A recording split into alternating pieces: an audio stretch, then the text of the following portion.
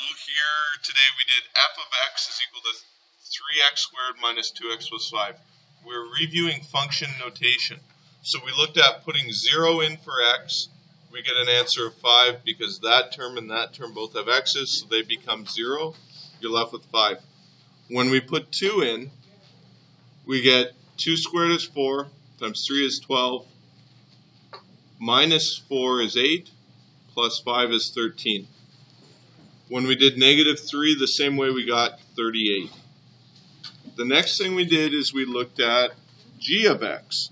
The big confusion here was, well, what happened to f? I thought f standard for function. Well, g is just another name of a function. So we have g of x is equal to this. It happens to be in zeros form. The first thing I asked you guys to find was g of 0, which means what is the y value when x is 0? Even though there's no y here. So we put 0 in, and we get negative 2 times 5 times negative 7 is 70.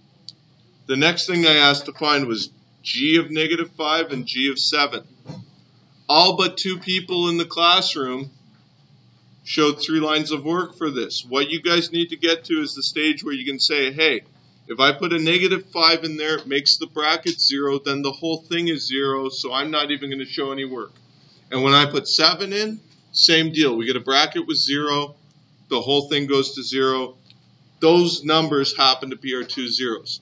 So what we did next is we reviewed finding the axes of symmetry and the vertex. So the axes of symmetry, we say x is equal to the 2 zeros added and divided by 2. Gives you 1. Make sure you try this on your calculator right now and pause the video and just ensure that you don't get negative 1.5.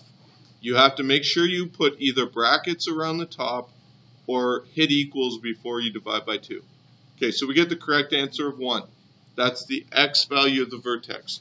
And if you were to write x equals 1, that would be the equation for your axis of symmetry. Now we said, okay, well now we know function notation. Let's put 1 in for x. And that will give us the y value of the vertex. So when we do that, we get negative 2 times, 6, negative 6.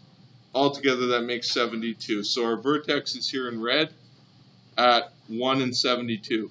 The other thing we talked about was whenever you put the x value of the vertex into zeros form, you should get opposite numbers in your bracket, which is a clue that you probably did it right and found the right x value.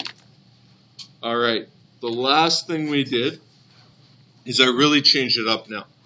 I put an H here instead of an F or a G, I put H. And in that bracket I put a T.